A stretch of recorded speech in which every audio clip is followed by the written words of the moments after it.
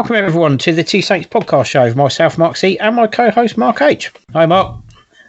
Yeah, I'm doing well, mate. Thanks for asking. That was a bit abrupt there, but I hope everybody's doing well. And it's been a good week for the first team. Yep.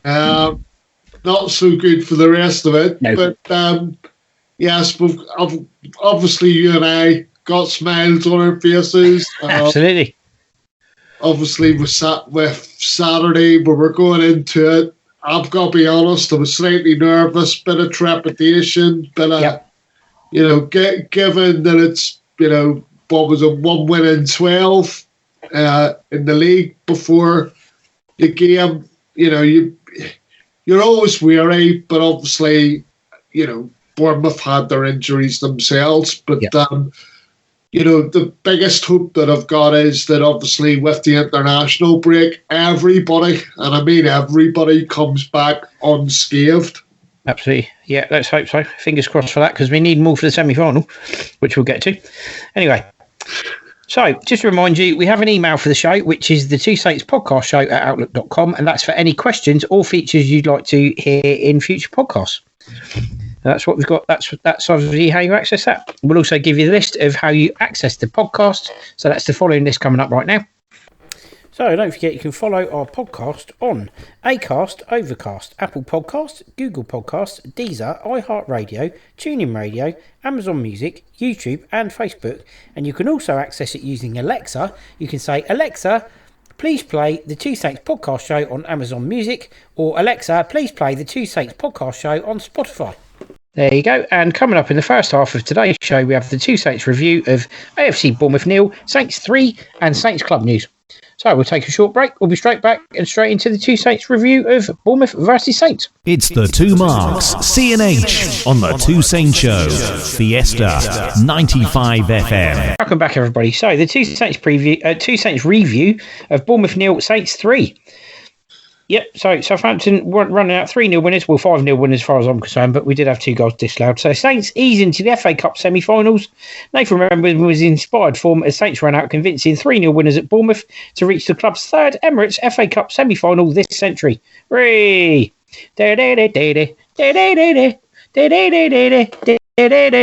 Or as the poet would say, a bit of fiesta.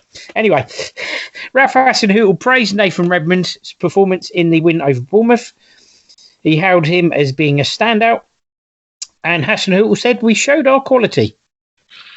I mean, it's a bit of an interesting one, Mark, because obviously early doors, Ryan Bertram had an opportunity to actually score it.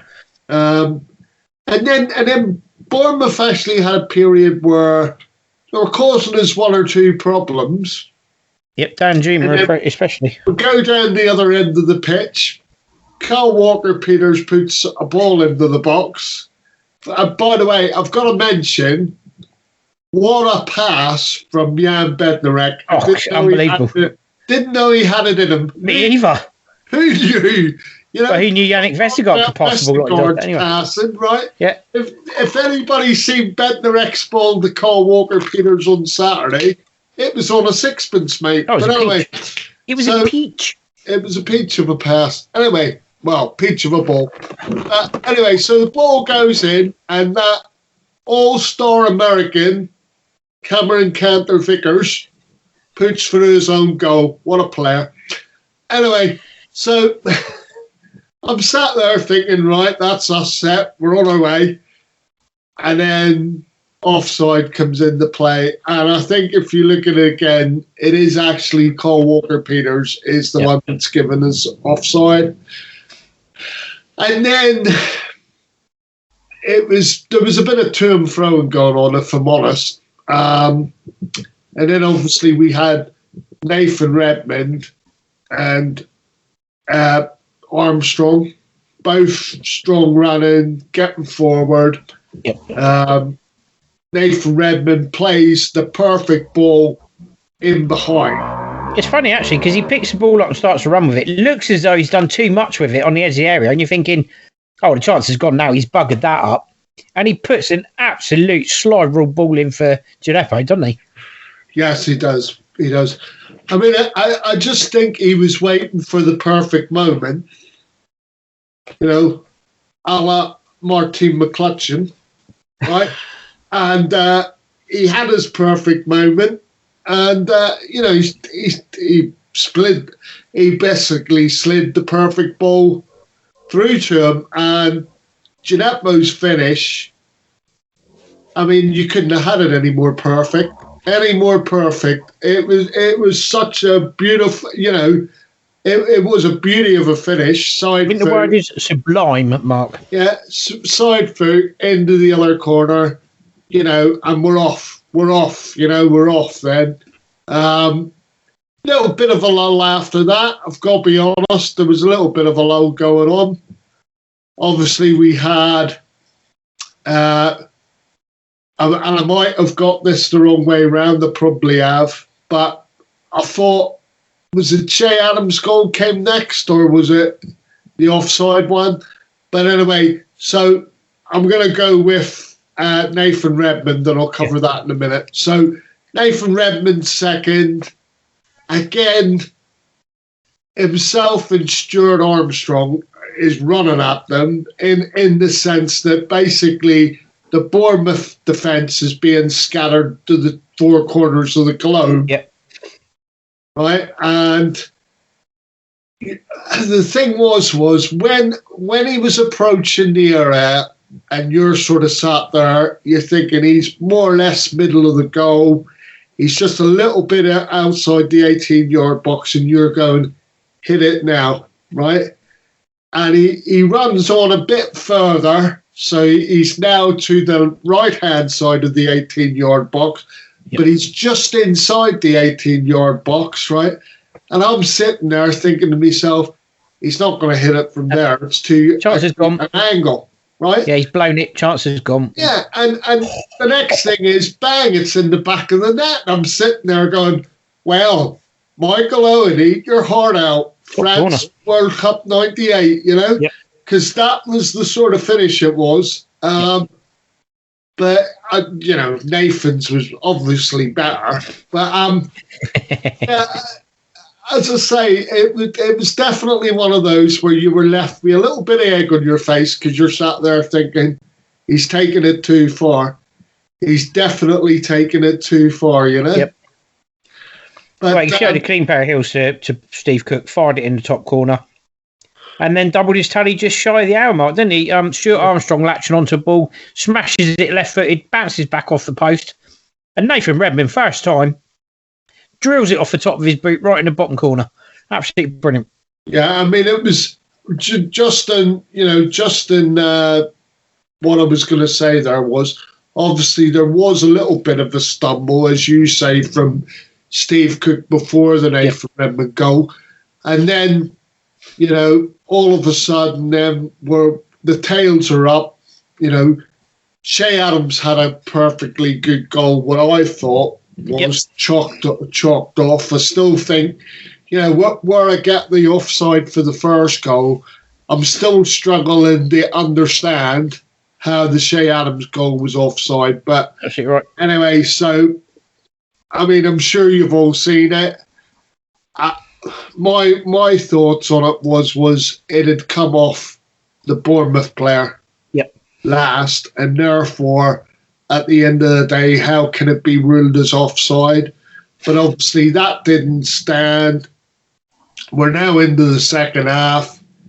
And basically, Stuart Armstrong hits a rasper from just outside the 18-yard box that hits the post. And then basically it falls for the Nathan Redmond. Now, how many times, Mark, have we seen a ball come off the base of the post, right? Go straight to an attacker, right? And an attacker or a striker just hit the ball way over the bar. Yep. How many times do we see that, right? Well, that often. I think there's about 8 balls travelling around in orbit at the moment. And to be honest, Nathan Redmond probably deserves all the credit in the world for the third goal. I mean, yes, his first goal is more aesthetically pleasing, but his second goal was great in the sense of the composure, right? And you know, I'll say this on the pod, right? I challenge him to start delivering in Premier League games. Absolutely right. We all know he can do it against Championship and, you know, but I want them to prove to me, because every time somebody asks me about him, I say, yes, he's a good player, good technique, everything else, right? Does his job. But I would always say top of the Championship player, right? You know, he'll always get teams promoted, right? Yep. But when it comes to the Premier League, you know, there are question marks, you know, but he deserves all the credit in the world for Saturday's performance. And Yep. like I always say, you can only beat what's put in front of you. Yes, Bournemouth had their injuries. Yep. But Ralph was right. Ralph was spot on with his selection. He went with the tried and tested. He went with his experienced players, and it paid dividends. Let's be honest, it paid dividends. Yeah, absolutely. You know? Well, also in Fraser Forster, you've got a guy who's played 4 games in the Cup and not conceded once. Brilliant. Yeah. 4 games, 4 clean sheets. Yeah. Can't argue with that. So yeah, that wraps up the Two Saints review of Saints versus Bournemouth brilliantly. So we're going to take a very short break, and when we come back, we're going to do Saints Club news. It's Mark C and Mark H. Mark my word, they're here with everything in the Two Saints Show. Right, welcome back, everybody. So, Saints Club news. The FA Cup semi-final draw. Saints 1, Liverpool 2 in Premier League 2. Under-18s report, Saints 0, Aston Villa 2. Under-18s report, Southampton versus Burton Albion in the FA Youth Cup. Southampton FC plant 1,250 trees as part of the Homegrown Initiative. James Ward-Prowse selected for World Cup qualifiers for England and international guide for the Academy. And Bob Higgins, Southampton, should have been watching abuse coach. Southampton versus Burton Albion match report in the FA Youth Cup. So there we go, Mark. And Frank Wadington, an appreciation. So that's all your headlines in Saints Club news. So starting with the very first one. FA Cup semi-final draw. Saints drawn to Leicester. Leicester, yes. Just to say, listeners, yeah. Unfortunately, Mark's on repeat this morning or this afternoon because he decided to tell you about the Burton Albion report in the FA Youth Cup twice. But anyway, moving swiftly on, right? I'm going to hand this over to my esteemed colleague, right? Because he has very strong feelings on the fact that we've drawn Leicester. I'm over the moon because obviously it gives us the best possible chance of actually getting to the final. I agree with that. I have great reservations, whereas Mark's gonna lighten your day and tell you why he believes Saints are going to win the FA Cup semi-final against Leicester. So over to you, Mark. Motivation. That's what I say. It's going to win. Motivation. They're going to be motivated by the fact that Gary Lineker, the media, and everybody else has written Saints off completely. Total underdogs. Leicester are going to go out and smash them. Are they now? Really? Well, if that's not motivation enough to go out and beat them in the FA Cup semi-final, I don't know what is. Go and smash them, Saints. Put Gary Lineker right in his place, along with all the other people who've written Saints off immediately. Absolutely ridiculous. They've given Saints absolutely no chance whatsoever, and they've not even played yet. And all I've had is 9-0, 9-0, 9-0. Shut up about the 9 blimmin' nil. It's a one-off game. It's a semi-final game, and I seriously hope we smash them. Right, okay. So just a slight recap, because obviously, unlike you, I wasn't tuned in to BBC on the Sunday, right? I was actually listening to it on the radio. You know, bit of an old-fashioned person that I am. So effectively, the reason why your dander has got up, Mark, is because basically Gary Lineker, as you see it, is not being impartial, right? He wasn't impartial in any way. Well, I don't think he's going to be impartial. But he should be. He's hosting Match of the Day. He should remain impartial until after the programme. Whatever he wants to say about his own team, say it off air. I don't care if you're a Leicester fan. Say it off air. I Do your get bloody job. I get where you're coming from, but I Do the job you're paid to do. He's not paid to sit there and talk about Leicester City. He's paid to host Match of the Day. Match of the Day, Gary. Not Leicester City of the day. Match of the Day. Right. All I'm going to say is I understand your angst, right? But all I'm going to say to you is it isn't the BBC of the 1950s, right? Oh, or he's hosting BBC Match of the Day. He's hosting BBC Match of the Day, not Leicester Love Island. He's not hosting Leicester Love Island. He's hosting Match of the Day. But Mark, listen to me, right? You tell me any pundit that doesn't go on any TV show, right? Whether it's TalkSport Radio, BBC Radio, you know, the BBC, ITV, right? And tell me that they don't wear their club colours when they're talking about things on their chest. I mean, Alex Scott. Even if you... Oh, yeah, well, okay, Alex Scott, I'll give you... See, now you're going to bring the females into it, right? And they are pretty impartial, to be fair. Apart from my favourite, the Birmingham City fan. I love her. But what was I going to say? What I was going to say was, you look at the males, right? You even if you're of a different generation, right, and you didn't see the likes of, say, Dion Dublin play, right, Danny Murphy, okay, and any of those players, even if now I've seen them play, but even if I hadn't seen them play and I was younger, say, right, and I hadn't seen them play, I would be able to tell you inside 15 minutes who they played for and who they supported and stuff like that. You know? And that's what's disappointing, because I get what you talk about impartiality, but once they start speaking and you know, you can tell straight away who they've played for. You know? Leon Osman's another one. You know, he played for Everton. Yeah. As soon as, you know, 5 minutes into any sort of conversation, you know, you can tell as soon as they're doing synopsises on stuff. But anyway, let's move on. So we move on to great news coming out of the club, Mark. So here we go. Premier League 2 report. Saints 1, Liverpool 2. Saints under 23s went down to a 2-1 defeat to Liverpool, watched by Ralph Hasenhüttl at Snow Stadium. Yeah, well, it didn't have any desired effect in terms of improvement. He didn't look very impressed, to be fair, from the photos I've seen. I mean, I haven't seen any pictures or footage, but suffice to say that it was probably a gallant display from the B team, but again, falling to defeat at home at the Liverpool. You know, not the results that we're expecting. It's probably fair to say the highlight of the game was Ralph's flat cap that he was wearing in his sunglasses.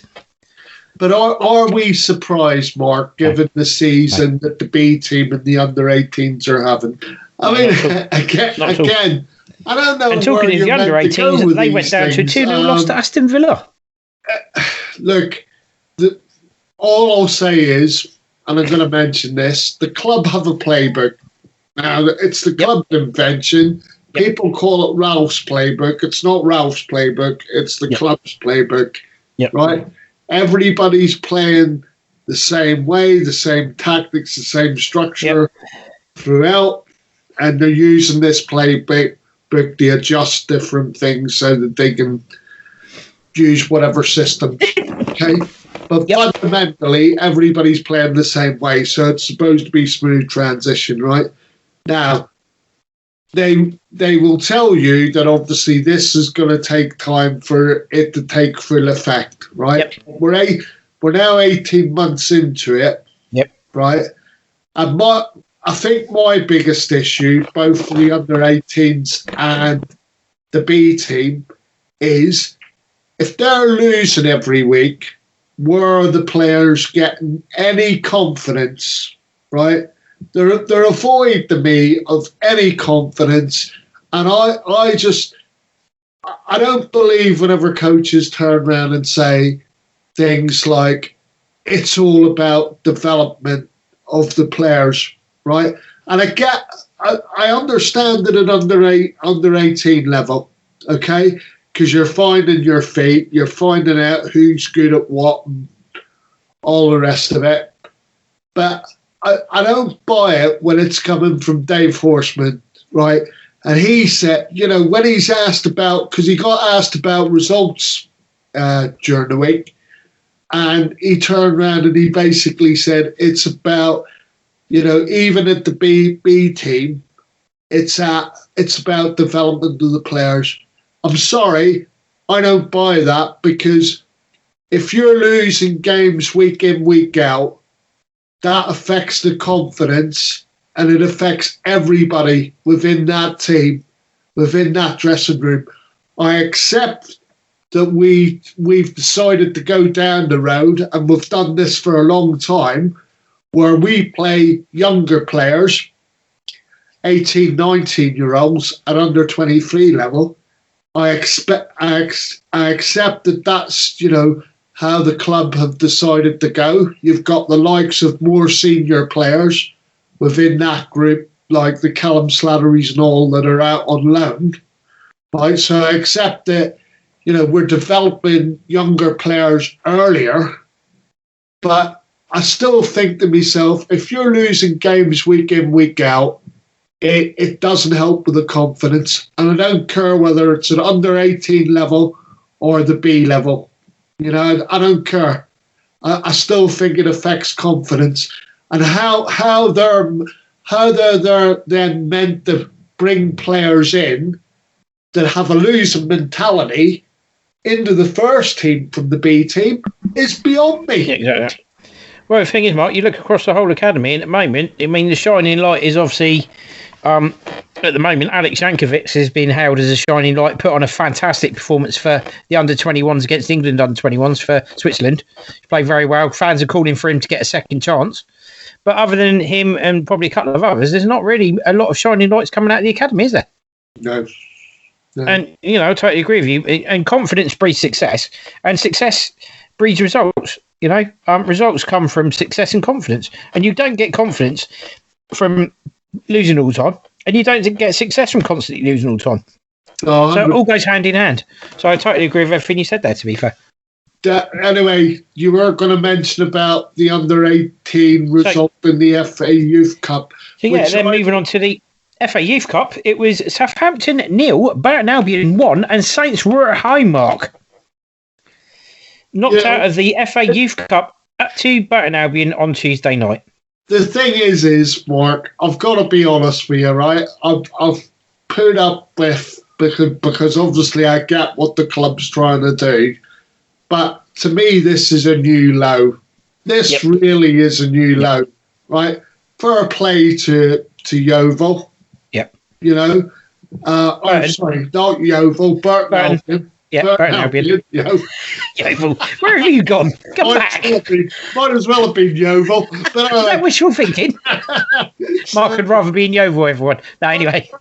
Fair play to the youngsters of Burton Albion. I'm sure, even if they don't go on to have careers, and I'm sure some will in football, but even if they don't go on to have careers in football, it's something that they'll remember. Absolutely. But all I'll say to people is, Southampton are in the elite group of academies. Yep. Right?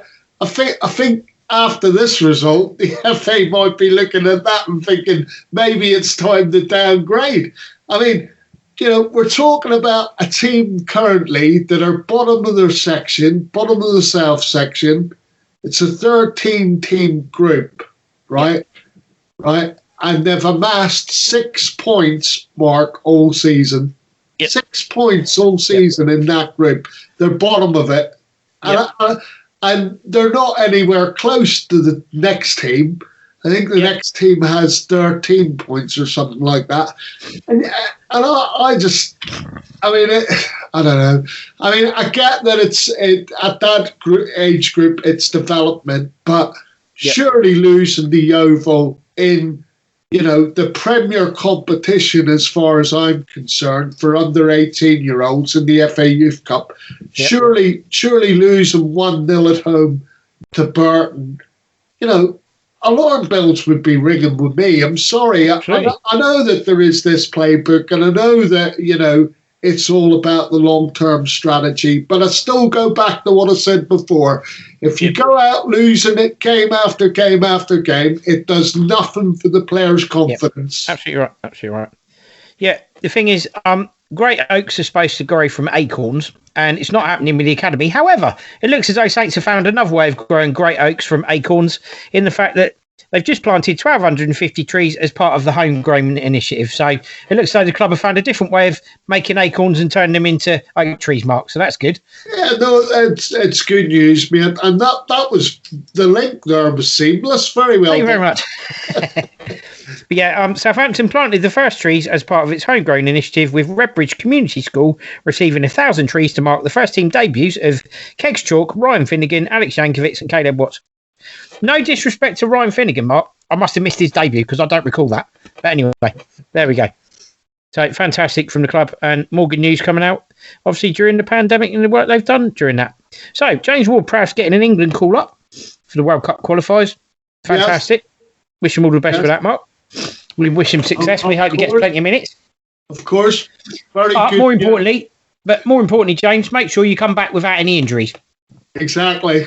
Because we've got the small matter of a semi-final coming up. Yeah, I'm very good of you not to mention that you watched it last night and he scored. I don't know what you're talking about. But we'll cover that on next week's pod anyway. Yeah, coming up on next week's podcast. Anyway, moving on. So, Saints Academy. Alex Yankovic was due to play for England and did against the under-21s. That was last night in the under-21 Euro group stage. He played against England.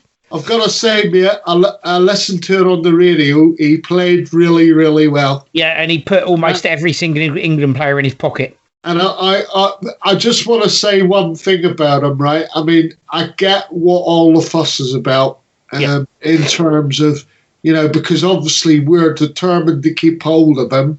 Yeah. Because obviously he's itching for a move, and Southampton obviously see that in the future this is a commodity that will have a sell-on value. This guy, if they go down that route. If this guy progresses the way he's progressing at the moment, they're going to get a fortune for him in the future.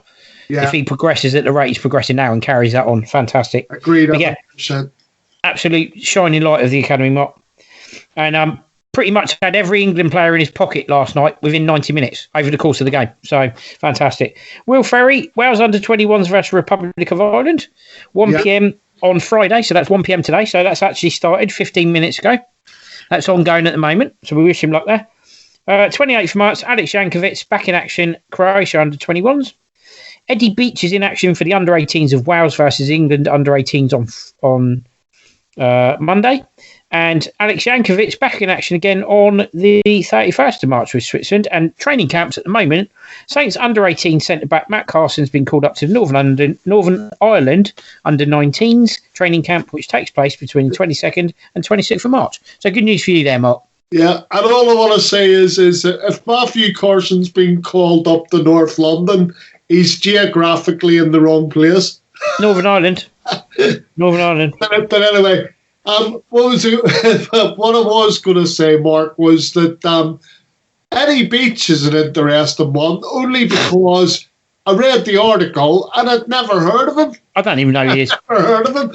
So I'm going to have to, before the next lot of internationals, I think I'm going to have to check up on him. Yep. Obviously, I haven't been doing my homework recently. Well, he's even an outstanding player that's come up through the ranks we know nothing about, or he's just joined them. Either that or he's invisible. I don't even know who he is. No idea. No clue. From being Welsh, he could be the next Gareth Bale. There is that. Right, anyway, moving on. An article I need to read out to you. Well, actually, two articles I need to read out, and then obviously we'll be done with this section. So the first one is this one, and we'll get this through for this as quick as we can. Once I've read it, we'll be moving on. Bob Higgins, Southampton should have been watching abuse coach. Southampton FC should have monitored a football coach after concerns were raised. He was a danger to young boys, the report said. He was jailed for 24 years in 2019 for offences against trainees in the 70s and 80s at Southampton Football Club. A report by QC into abuse in football said a head teacher warned the club in the 70s, but it was dismissed as malicious gossip. The club said it was deeply sorry and admitted considerable failings at the time. A former trainee who was abused by Higgins described the report's findings as vague and said it was like a box-ticking exercise. The report also said Saints could have reported an allegation of abuse to police more quickly and failed to carry out any of its own inquiries at the time to find out if other boys may have been victims. We're led to believe that the chairman at the time actually said, keep it quiet, which not his finest hour, Mark, unfortunately. Anyway, so he was found guilty of 46 counts of indecent assault and 24 victims, predominantly from Southampton and Peterborough United between 1971 and 1996. Former Saints trainees described being abused during various different things at training camps and while staying at home, etc., and whilst being transported in the person concerned's car. The Sheridan Review said accounts given to the club's current inquiry into abuse being conducted independently by children's charity Bernardo suggested rumours about Higgins abounded over decades. Many individuals who've contributed to the review have been adamant the club officials and managers must have known of the stories and rumours about him. In fairness, Dave Merrington, youth coach, actually did report this to the club, Mark, and they actually acted on it 3 months later, didn't they? And obviously that led to everything progressing to where it is now. But it's fair to say not the club's finest hour. They've come out and made excuses. They've issued a statement on the website, everybody. So if you were involved in that, if you were a victim or a survivor of that, please check out the statement on Southampton FC website. Very heartfelt letter to everyone from the Saints Club, from Southampton FC, sorry, in relation to that event. Just one thing I want to say, Mark, is that... Sorry, it's hard to read that, everybody. My heart goes out to any of the trainees that were involved in it. It should never have been allowed to happen. I don't care, whether it was in the 70s, 60s, 50s, that, this sort of thing shouldn't have been allowed to happen, not on the watch. And the people at the club at the time should have reported things quicker, and then it would have been put at, not passing the buck, but the club should have reported quicker and then seen what action was taken. Yep. But these sort of things just shouldn't have been allowed to happen, and I just feel so sorry for the people involved. And I mean that generally from the bottom of my heart, Absolutely. So I do apologise to everyone. I do find stuff like that very hard to read. So I do apologise if I drop the ball in any way reading it out. But it's one of those things. It's very uncomfortable, and I can't imagine what the people that suffered it went through. To be fair. Yeah. No, very much so. Oh, excuse me, everybody. A little bit of a cold today. Sorry. Must apologise me sneezing. Right. So moving on. Frank Wadington. Saints historian Duncan Holly remembers much loved former Southampton Maverick Frank Wadington, who sadly died at age 72. Frank, who sadly passed away at age 72, only wore Saints colours for one season, but it just so happened to be the most successful ever for the club, as they came close to achieving the League and FA Cup double in 1983-84, eventually finishing runners-up to Liverpool in the old Division 1 and losing semi-finalists to Everton at Highbury after extra time. Frank led the forward line to superb effect. Flamboyant but canny, his extravagant ball skills and sublime close control were of huge benefit to his two young strike partners, Steve Moran and Danny Wallace. He was a football nomad. Saints were his seventh English club, and there were to be many more before he hung up his boots in the early 90s. Starting his career at Leicester, where the young Gary Lineker was later an apprentice, he recalled Frank as being a beautiful footballer, a maverick, and a wonderful character who was so kind to me. Saints fans who saw him play that memorable season will certainly agree with Lineker's sentiments. Frank and Laurie McMenemy eventually fell out at the season's conclusion, with the latter not really prepared to accept that, along with an on-field genius, comes inevitable off-field character flaws. So the old gunslinger with the rock and roll hairstyle was told to leave town. Saddling up and moving on, he joined Brighton in the close season in 1984, but was far from finished despite being past 35. With Frank, the impression was always that life was for living. The title of his autobiography, One Hump or Two, bears that out. But beneath the razzmatazz and the headlines, there was a serious, committed footballer who should have been rewarded with more than 8 England caps. Not surprisingly, he became a popular after-dinner speaker until dementia sadly took hold. He came from a large footballing family. His father and 2 brothers were all professionals, and his wife was the daughter of Noel Dwyer, the Swansea and Republic of Ireland goalkeeper. Rest in peace, Frank Stewart, Alvis Wadington, 23rd of November 1948 to 22nd of March 2021. And I remember him at Saints Mark in the Air Florida kit, which is one of my favourites. Yeah. And what a player he was. Yeah, I remember him doing the trick where you toss the ball up your head and he catches it on his neck. But, just some of my reflections, Mark, I'm beautifully read there, by the way. Thank you. The thing that always... Frank Worthington, when he was on the pitch, he was one of those players you were always drawn to him. He was a maverick. He was a football genius, and I know that word's used a lot. Yep. But the thing is the one thing that I'll always remember is the goal that he scored for Bolton against Ipswich Town. Oh, brilliant. And he just hit it on the volley. But the goal was so exquisite. You can watch the footage on YouTube. I'm sure you'll be able to find that. I think it was the 78-79 season, or it was in the titles for one of the football shows. But what was I going to say was, what I loved about the footage from that, and I still remember as a young kid, was, so they're bringing the ball back to the centre circle, right? And the actual referee is applauding Frank's goal. I mean, you wouldn't see one of the modern day officials like a Mike Dean do that now, would you? Oh, no. Definitely not. But honestly, mate, that goal was a piece of genius. But like I say, because he was a maverick and he was a bit unruly. Let's be honest. I mean, the thing is it was rumoured that Liverpool were interested in signing him, but the thing was that, the thought of the day was that they didn't want another George Best on their hands. Now, I wouldn't have put him in that bracket, but yes, he liked to enjoy himself. I don't think there was, I don't see a problem with that per se at the time. At the time, I don't see a problem with it. But like I said, it was a shame that he didn't get more England caps. But then the problem with the England team over the years is, unless you're a team player, right? Yep. You don't get many caps, and that's the thing. And he was Matt Letizia can attest to that. Yeah, and he was of that generation, specifically that generation where there was a lot of gifted players about. Got one or two caps, the likes of Alan Hudson and people like that. It's amazing as well, Mark. I think about Frank Worthington, I think about Saints as a whole as well, and I think of three players at Saints over the years who've made me want to not take my eye off them when the ball came to them. Letizia was one, and these were three players. Two of them were with us for quite a short amount of time, but all three of them were players that I really wanted to wait until the ball came to them, and I wouldn't take my eye off them. Ronnie Eklund was another one. 100%. Ronnie Eklund and Matthew Letizia in the football, superb, both of them. And Frank Worthington. Three players that I could not stop watching when the ball came to them because they were exceptional.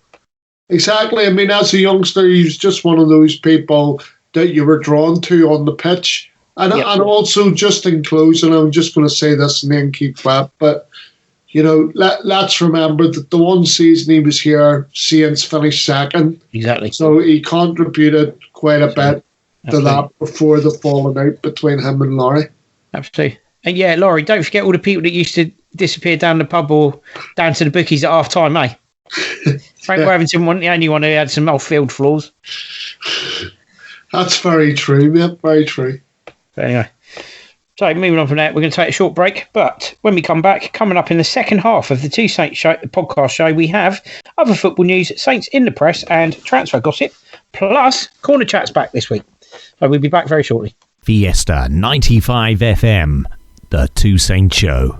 Welcome back, everybody. So, other football news, and starting in the Premier League.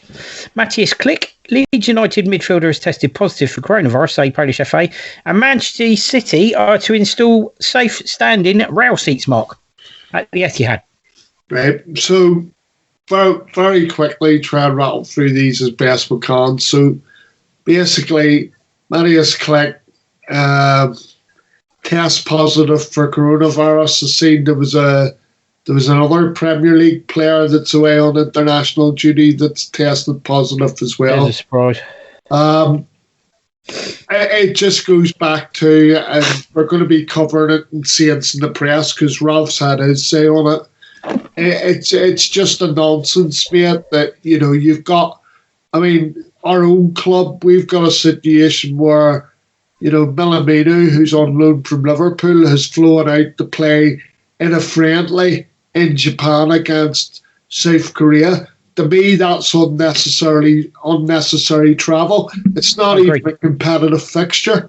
So that's all I've got to say about that. But I do think that, in terms of international football, not a problem necessarily now with domestic, but certainly in terms of international travel, I think that's where the problem comes with coronavirus for me. And, would I be playing international games at the minute? I don't think I'd be playing friendlies or competitive fixtures, mate, if I'm honest. Yeah, no, I agree with that. I think, I think Ralph Hasenhüttl said something to those effects, hasn't he? And I agree with him on that one. It's a bit of a silly situation. But anyway, we'll get to that later in the show, I believe. So, moving on to Derby County in the Championship. Owner Mal Morris has called off the sale of the club, which has gone on forever, due to the fact that neither Sheikh Khaled nor the Abu Dhabi-based Binzaya Group, the event show's owners, have come up with funds to complete the takeover. Hallelujah, some people probably screaming because it's gone on forever, Mark, hasn't it? It has, mate. But before I go to that, I'm just going to do the CF seating. Oh, yeah, then you've got that. Manchester City. So basically, they haven't sold CF seating. And obviously, it's something that Manchester City can afford to do. Yep. They've got enough money, and it's great for supporters to be able to have the choice. I'm in favour of safe standing areas, or real seating as it's called.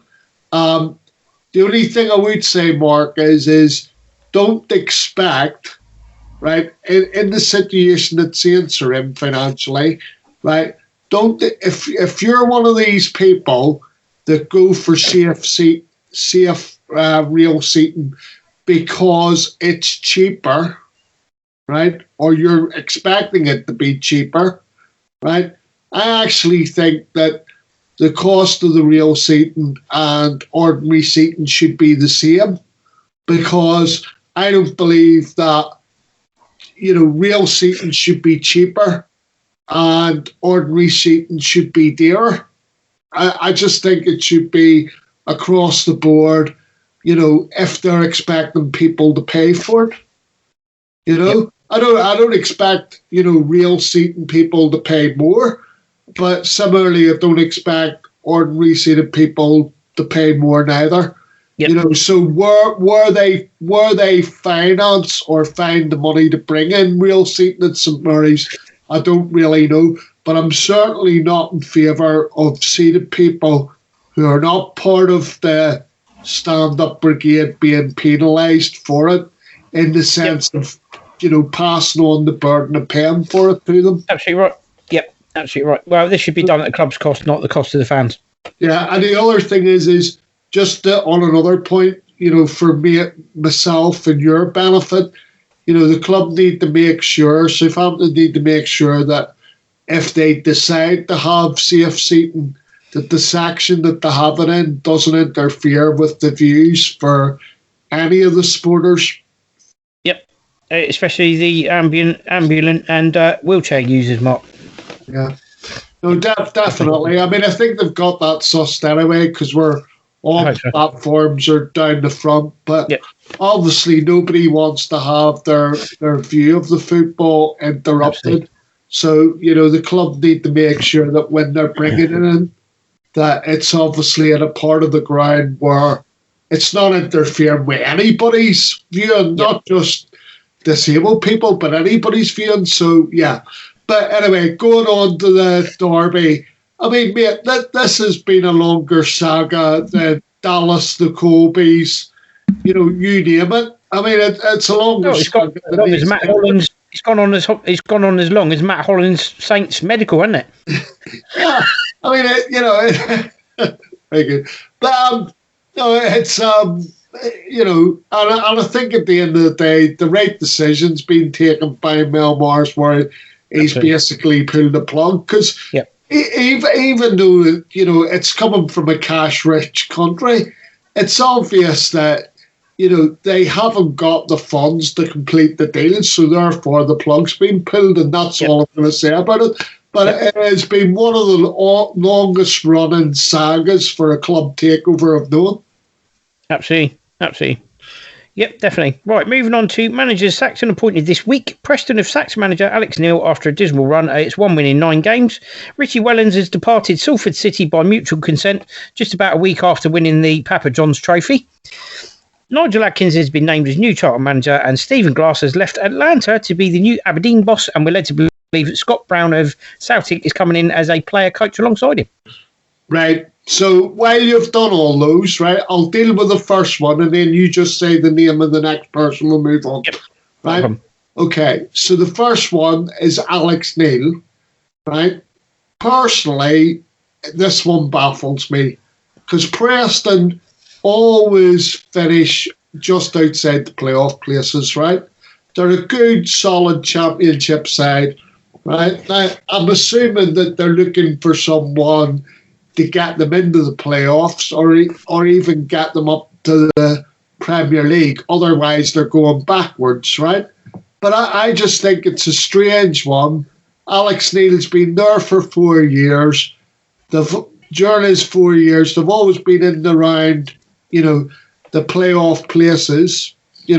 Unfortunately, I think they got in once with him. But it's a sad state of affairs because I think he's a decent manager. He brought Norwich up. Unfortunately, they went back down again. He cut his teeth at Hamilton Academicals. And I do think he's a decent manager. So, it's unfortunate that he's lost the job, but obviously Preston want to go down a different route. Richie Wellens. I was just about to say Richie Wellens there, Mark. Well remembered.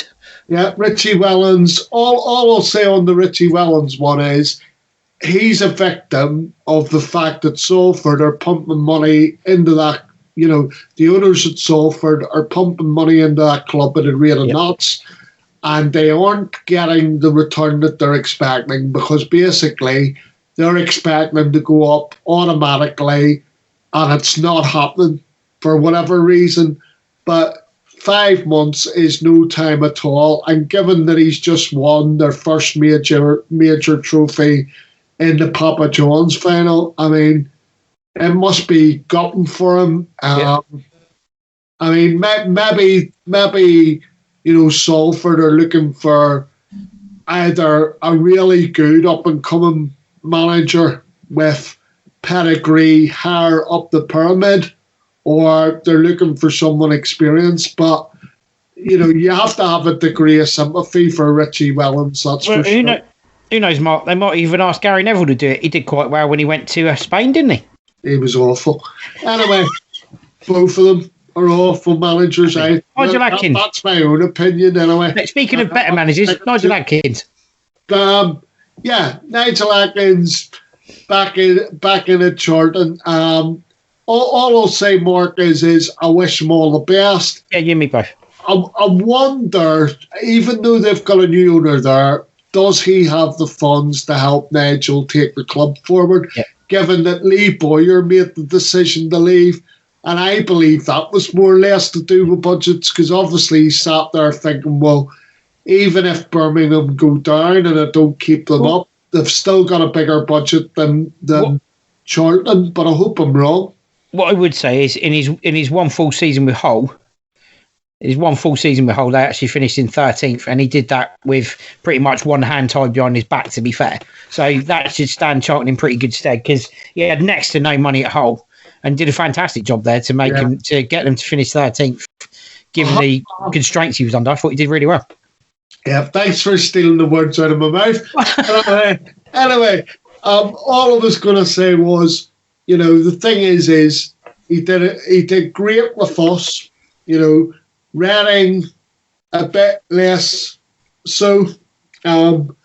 And Sheffield United, they weren't great fans. I've got to be honest at Sheffield United. But like you pointed out, his last job that he had at Hull, he was doing a job with one arm tied behind his back, and he did do brilliant as the Hull manager. In fact, they did offer him a new contract, but he actually rejected it. So let's see what he can do for Charlton. It'll be interesting to sit back and watch. And certainly as Saints fans, Nigel, we'll wish you all the best. Absolutely right. Absolutely right. So moving on, Stephen Glass has left Atlanta to be Aberdeen boss. Well done, Sir Alex Ferguson, for helping them recruit him. Yeah, the thing is, as I said on our sister show, the radio show that we do, to me this is a bit of a baffler, because I would have had someone in alongside him with relative experience, because I'm in favour of Stephen getting the job, but his experience in management is limited. I mean, he's the assistant Atlanta United boss, I think it is. And basically, the Aberdeen role, I mean, he was at Aberdeen, academy as a youngster and all that, and he came through, and it's rumoured that Scott Brown, the Celtic captain, is going to join him on his coaching staff. But I still think to myself, they're both real. I mean, yes, they've got the playing experience, but they haven't really got the managerial experience. And I would have just liked to see someone in alongside them. But again, I mean, if Scott Brown, gets appointed as his assistant, I wish the two of them well, because I want to see. I know this is ridiculous, because obviously Celtic and Rangers have way more finances than any other clubs in Scotland. But I would love someone just to break their stranglehold on Scottish football, to be honest, But having said all that, Mark, very quickly, just going to mention, obviously, Kenny Jackett lost his job down the road.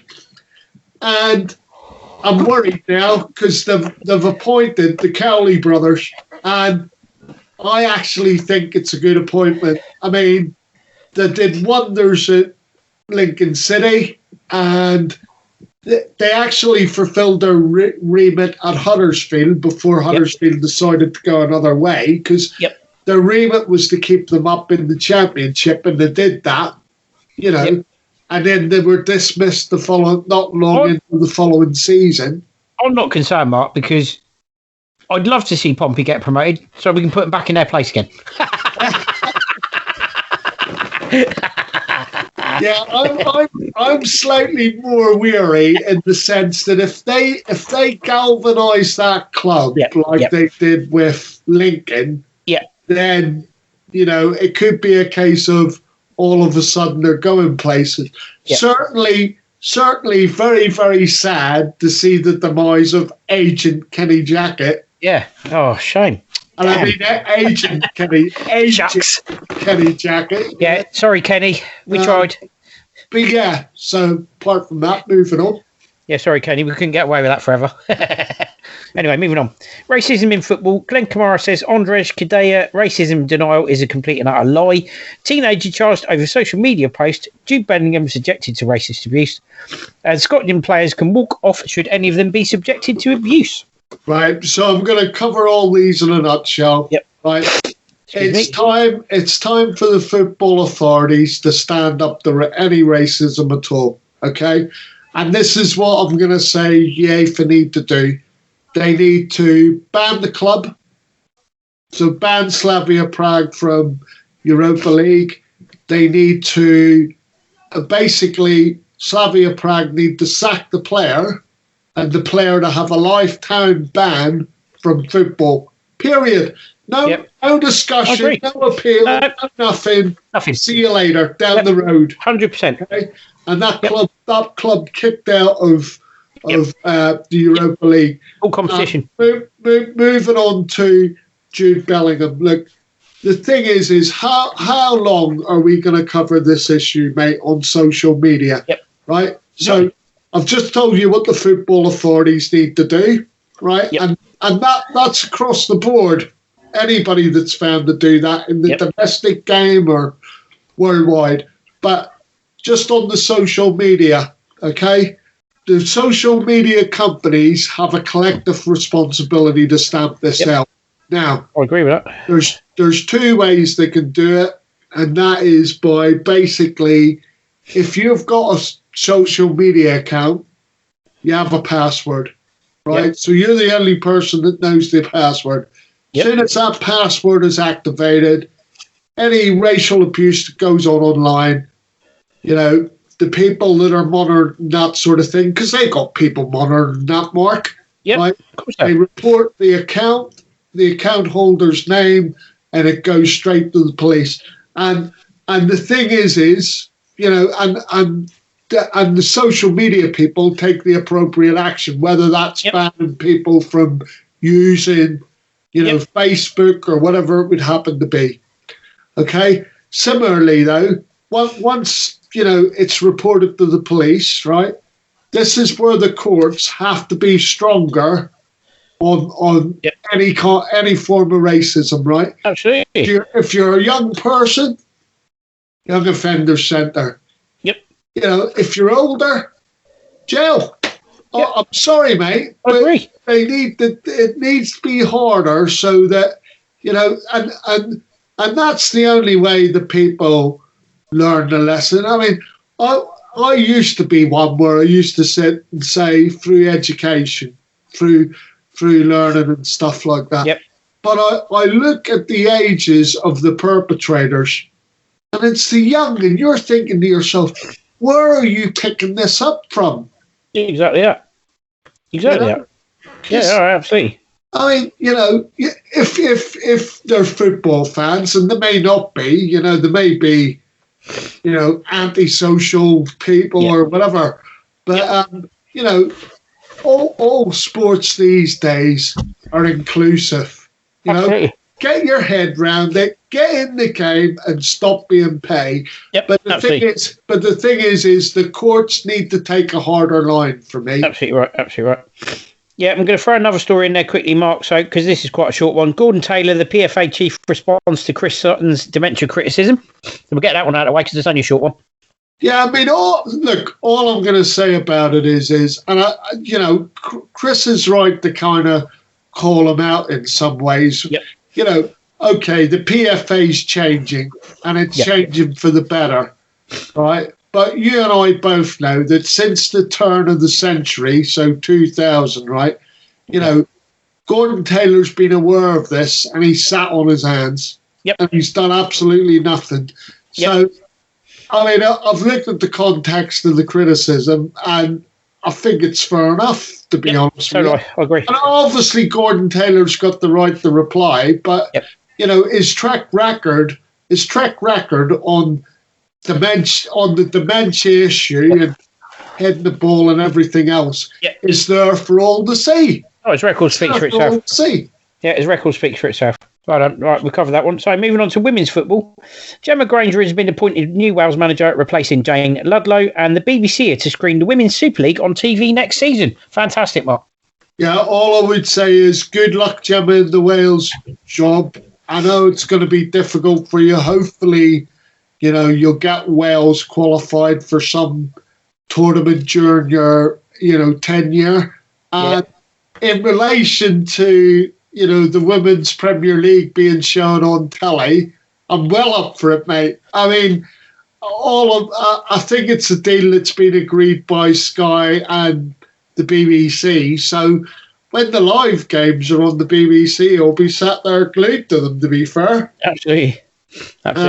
Some of the technique that I see in the women's game, some of it's even better than the men, to be fair. Yep, absolutely. So moving on, we move on to the England under-21s and the under-21 Euros. So England under-21s, Emile Smith-Rowe named in England squad for the first time, along with Mason Greenwood, Callum Hudson-Odoi, for next week's UEFA under 21 Euro finals group stage, although I believe a couple of them are now pulled out, Mark. So we'll get to that shortly. Well, I've got a few updates for you on that. Okay, So Mason Greenwood's injured, so he dropped out of the squad. Obviously, as we speak, they've travelled to Serbia. So the way the tournament is working, I've got my head around this now. So effectively, they're playing 3 group games during this international break. Okay? Yep. They played the first one yesterday, which, you can speak about if you want. And obviously, they're due to play Portugal on Saturday or Sunday. Yep. And then they play, I think it's Italy's the last one, and they play them on Tuesday or Wednesday of next week. So, England's fixtures are Thursday, 25th of March, which was yesterday, Switzerland. 28th of March against Portugal. 31st of March against Croatia. Sorry, I said that, like Croatia. And the thing that's interesting is, so you're having the group games in Slovenia this week. Yep. Right? And then if you qualify for the knockout phase, they travel back out to Slovenia at the end of May till the 6th of June to play what effectively is the knockout part of the tournament. What an absolute nonsense. It is nonsense, but the reason why they're having to do it is because obviously this was meant to be the year of the under-20s European tournament, but with it clashing with the seniors, they felt that they had to do it this way around. Yeah, but it is odd that you're flying out to a place, you're playing the group matches, and then effectively, if you qualify, you're flying back at the end of May to play the knockout phase. Oh, exactly, yeah. That's just a strange one. A very, very strange one. Anyway, moving on from there.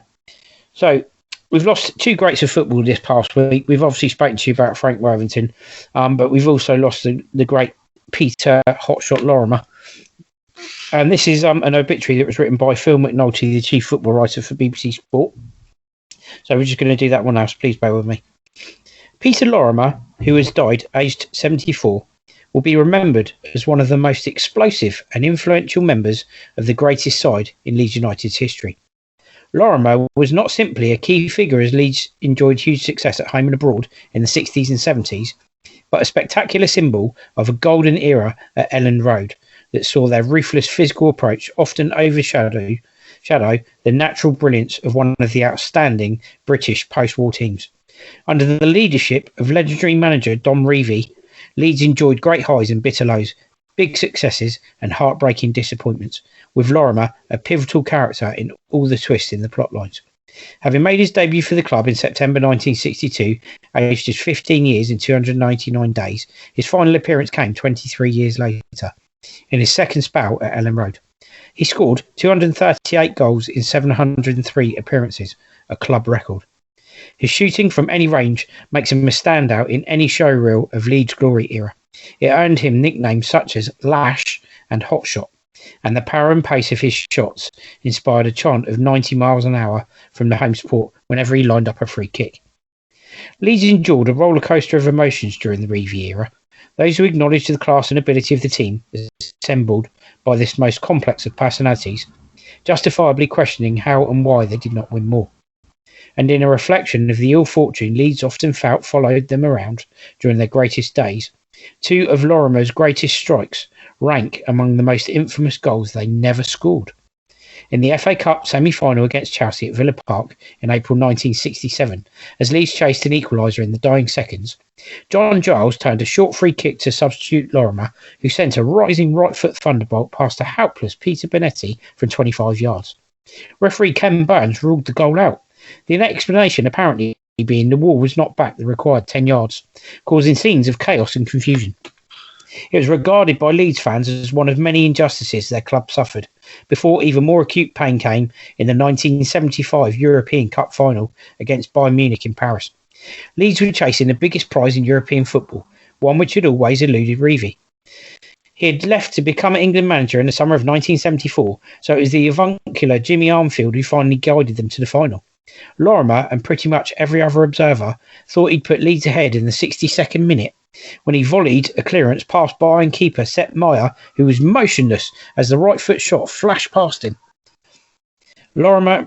Leeds celebrated only for French referee Michel Kibjiban, who'd also refused penalty appeals in the first half when Bayern captain Franz Beckenbauer clearly upended Alan Clark to rule the goal out for offside. Bayern made the most of the reprieve to score twice in the last 20 minutes, and the violent response of some Leeds fans present led to UEFA banning the club from European competition for 4 years, which was later reduced to 2 on appeal. It was the last hurrah for a magnificent side, but Lorimer stayed on and remained one of the most important players and influences at Elland Road. His longevity and impact throughout his career, meaning he'll forever be a figure of huge significance in Leeds history. There were disappointments, but Leeds and Lorimer enjoyed huge success during the Reeve era, as he took them out of the second division to claim a collection of the game's biggest honours, with the Dundee born forward an essential ingredient in their recipe for success. He came to prominence in the 65-66 season, won a reputation of a player of creativity and menace, topped off with his abilities to score goals of any sort, but so often of the thrilling and theatrical kind. It was the league title Leeds and Reeve believed would cement their status as one of the greatest sides that duly arrived in 1968-69. The title clinched with a goalless draw at Liverpool, and Lorimer one of the standout performers. He patrolled the right side with his gifted fellow Scot Eddie Gray on the left, with Reeve also establishing a deadly front line of Mick Jones and Clark, all fuelled by the hugely talented and fiercely competitive duo of Giles and Billy Bremner. Throughout it all, Lorimer was a model of consistency and reliability, claiming more honours when the Intercities Fairs Cup was won again against Juventus in 1971, along with the FA Cup finally won against Arsenal in 72. Leeds failed to land the double by losing their last game at Wolverhampton Wanderers to give the title to Brian Clough's Derby County.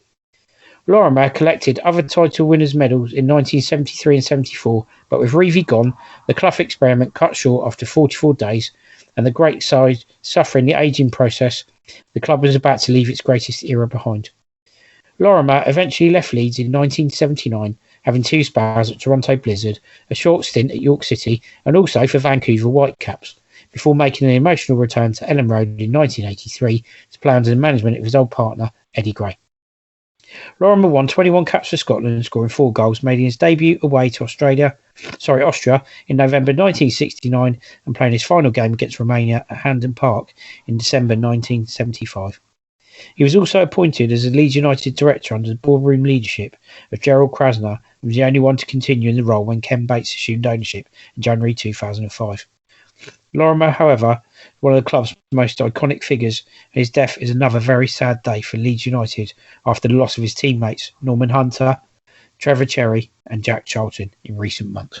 Rest in peace, Peter Lorimer. 100%, man. I mean, all I would say, Mark, is I remember the Bayern Munich incident. It was one of the first sort of live games that I seen on the telly as a young boy, and I mean, I certainly understood the grievances of the Leeds fans at the time. But having said that, just reflecting on Peter himself, I mean, you know, like you said, he was known as Hot Shot. I used to call him Thumper as well, because when he did hit a ball, it stayed hit, you know, and it's just another really sad loss. You know, if you're a fan of that Leeds era, like you've said, it's been a difficult kind of year because they've lost Trevor Cherry, Norman Hunter, Peter Lorimer himself, and obviously Jack Charlton. So, yeah, but I totally agree with you. Rest in peace, and again, well read, mate. Right, moving on to Saints in the press and transfer gossip. So, Saints in the press, COVID certificates could be introduced to allow fans to return to stadiums. Ralph Hasenhuttl saying international games during the pandemic is absolute nonsense. Totally agree with him on that one. Yeah, I mean, COVID certificates, Mark.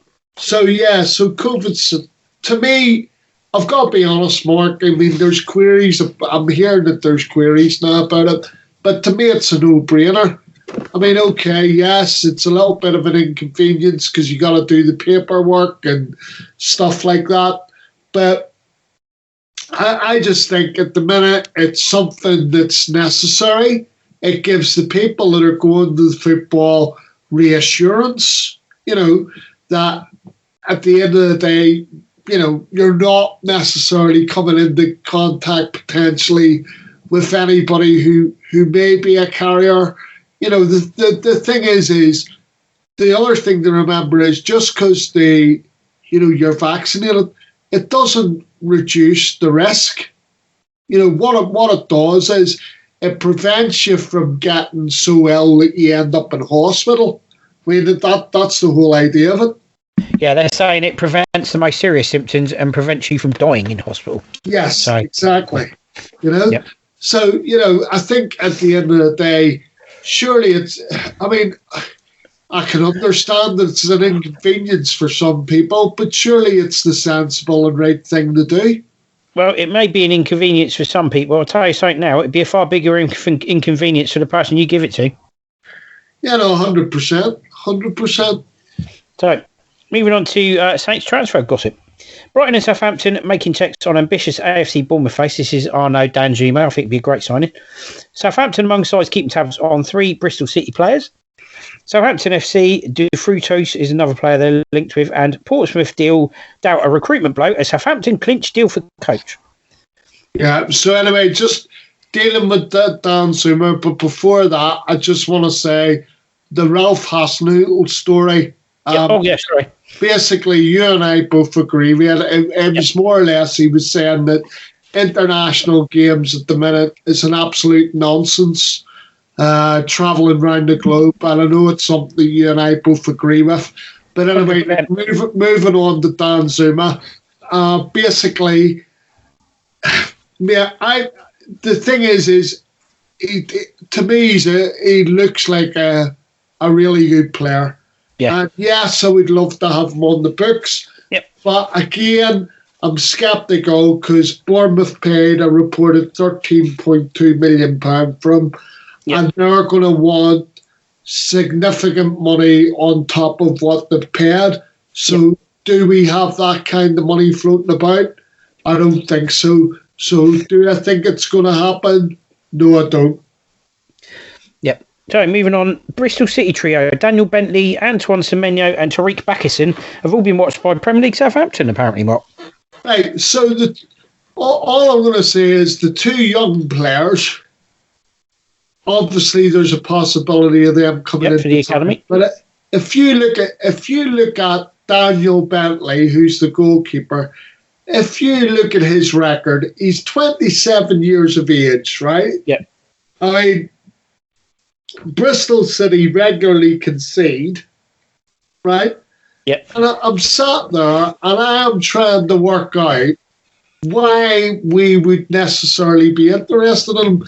I think you suggested on the radio show the other day, why not just give Fraser Foster a new contract? But not only that, Mark, it's also Angus Gunn is on loan at Stoke, okay? So Angus Gunn could come back. Bear in mind his loan's till the end of the season. So he's probably going to return to the Saints fold. Yes. And Jack Bycross just signed a new 2-year contract extension. Exactly. And not signing other goalkeepers. Bring through the goalkeepers we've got. Yeah, exactly. I mean, I think the bottom line for me is, right, I get that Angus hasn't played for us since the Leicester debacle, right? But the thing is the hope would be that he comes back from his loan period rejuvenated and ready to give it another go. A bit like Fraser's time. Well, Mark, in fairness to Angus Gunn, you could argue if he conceded 9 and went out on loan, why isn't Alex McCarthy out on loan then? But fair point. You're quite right in what you say. I mean, why we would necessarily be interested in a player of that caliber, I don't get it. And the age that he is, it's a baffler for me. Yep. I mean, I'd understand it if it was a pedigree goalkeeper that was going relatively cheaply. Then maybe you could marry the two, but I just don't get that. Yeah, it's all right, Mark. They're bringing Buffon in next week. No, I'm joking. Anyway, moving on. Southampton have been linked with a move for Levante winger Jorge de Frutos in recent weeks. If he were to join Ralph Hasenhüttl's side in the summer, it could be bad news for Moussa Djenepo.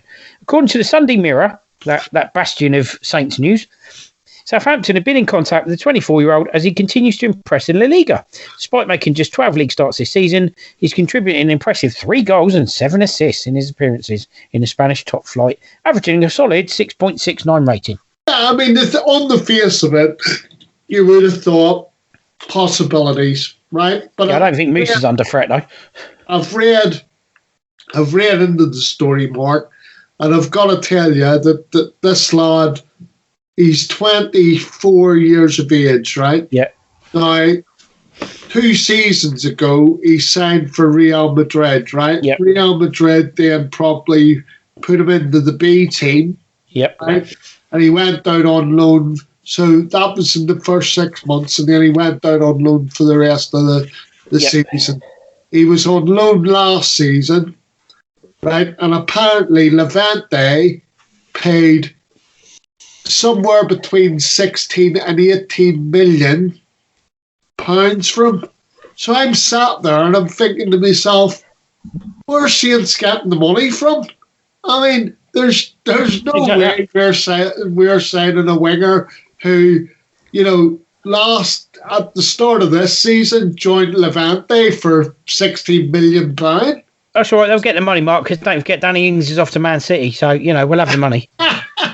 Oh, yeah? What? And is he going for around 60 million quid, is he? Well, pigs might fly. Yeah, oh, mate, do me a favour. Silly season's already started. We're not even in summer yet. Well, it's interesting and you sort of get your hopes up. But obviously, having looked into the whole thing, I sit there and I think, where are we raising the money from? That's crazy. Crazy. Right, anyway, I think that wraps that up really nicely. And we'll move on to the last section of today's pod, which is Corner Chat. So, Corner Chat for today, Mark. Saints FC, relegation, safety, or mid-table? For me, I'm saying safety. And when I say safety, I mean between 13th and the bottom 3. Yeah, I don't think we're getting relegated, and I think we're going to get safety. Okay, so basically, just so people know where I am, yep. I've predicted us to get 8 points. Okay? Yep. Where do you think those 8 points are coming from, Mark? Well, strangely enough, right? He's got a list, everyone. I've actually worked out where I reckon we're getting the points from. I was hoping that you were going to be prepared for the pod and give me your machinations on it. But yeah, I do have my own thoughts as to where the points are coming from. Okay. Well, anyway, I'll start off. So basically, I'm predicting that Saints will finish on 41 points this season. Okay. So 8 more points than what they've currently got. Okay. Yep. Sticking my neck out here, I've gone for the win at home to Burnley. Right. People are probably sitting there going, he's on stony ground straight away. Ooh. Right. Then I've got us drawing at West Brom. Okay. Right. And then that's the 2 games in the league in the April. Right. And then in the Saturday, the 1st of May, we play Leicester City at home. I believe we will lose that. Right. I also think the following Saturday we'll lose away at Liverpool. Then we've got a midweek game on Wednesday, the 12th of May, against Fulham at home. I think that'll be a draw. Then 3 days later, we play Leeds at home in the Premier League, and I believe we'll win that one. All right, and the last game of the season, we're away at West Ham. That's a loss for me. I mean, we've only won once up there since they moved into the Olympic Stadium. Yeah. And yeah, so 8 points for me, 41 points. And I'm going to say that's going to be good enough for anywhere between 15th and 13th is where we're going to finish.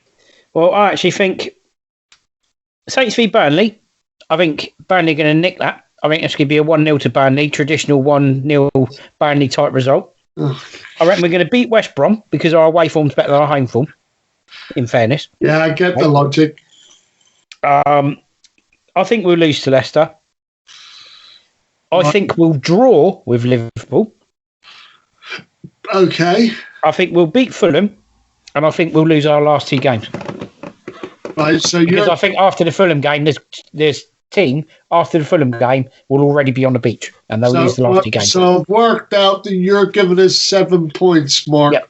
So basically, that leaves us on 40 points. So Which is safety. whereabouts in the table is that good enough for us to finish, as far as you're concerned? Difficulty is knowing where the other team's going to finish, but I would say we're going to finish around probably where we are now, 13th, 14th. Right, so anyway, listeners to the pod, you've heard it here first. That's basically Mark and I's thoughts on how the rest of the season's going to go for Saints. But I've said 13th, 14th, Mark. Where are you seeing Saints ended up? Well, I've already said between 13th and 15th, mate. And I have us finishing on a point better off on 41. Well, there's only a point between us, so we weren't far apart on that one. No. So there you go, everybody. Right, anyway, we'll see how that pans out. But as long as we beat Leicester in the semi-final, I don't care if we lose against them in the league. Anyway, that brings the corner chat and the podcast to an end for today. So just to remind you, these are ways to access the podcast. And before we give you the ways to access the podcast, don't forget the show email address, which is the Two Saints podcast show at outlook.com for any questions or features you want to hear in future podcasts. So these are the ways to access the podcast coming up now. Yep, you can access our podcast via Acast, Overcast, Google Podcasts, Apple Podcasts, Spotify, Amazon Music, Deezer, iHeartRadio, TuneIn Radio, YouTube and Facebook. You can also access it using Alexa if you say, Alexa, play the Two Saints podcast show on Amazon Music, or Alexa, play the Two Saints podcast show on Spotify. Right, there we go. All that's left to say is goodbye from me.